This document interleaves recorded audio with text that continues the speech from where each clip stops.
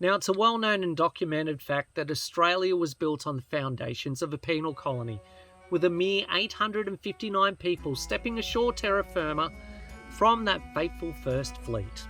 From 1788 to 1823, the colony of New South Wales was officially a penal colony comprised mainly of convicts, soldiers, and the wives of soldiers.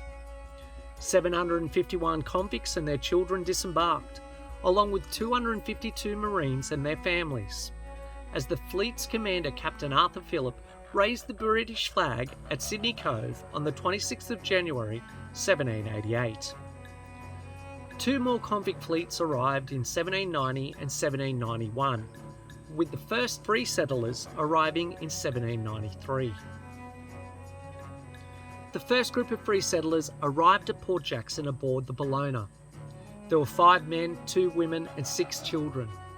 These immigrants were the first free settlers to receive land grants on the 7th of February 1793. The granted lands was at Liberty Plains, now known as Strathfield and Homebush. Governor Phillip founded a system of labour in which people, whatever their crime, were employed according to their skills, as brickmakers, carpenters, nurses, servants, cattlemen, shepherds and farmers. Educated convicts were set to the relatively easy work of record keeping for the convict administration. Women convicts were assumed to be the most useful as wives and mothers, and marriage effectively freed a woman convict from her servitude. From 1810, convicts were seen as a source of labour to advance and develop the British colony.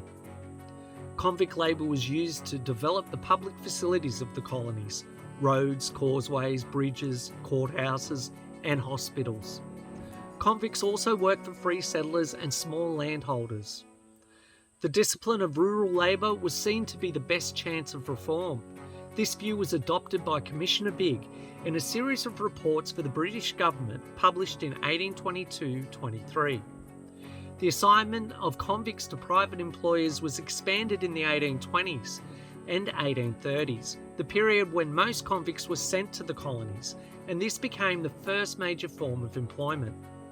Convicts formed the majority of the colony's population for the first few decades, and by 1821 there was a growing number of freed convicts who were appointed to positions of trust and responsibility, as well as being granted lands.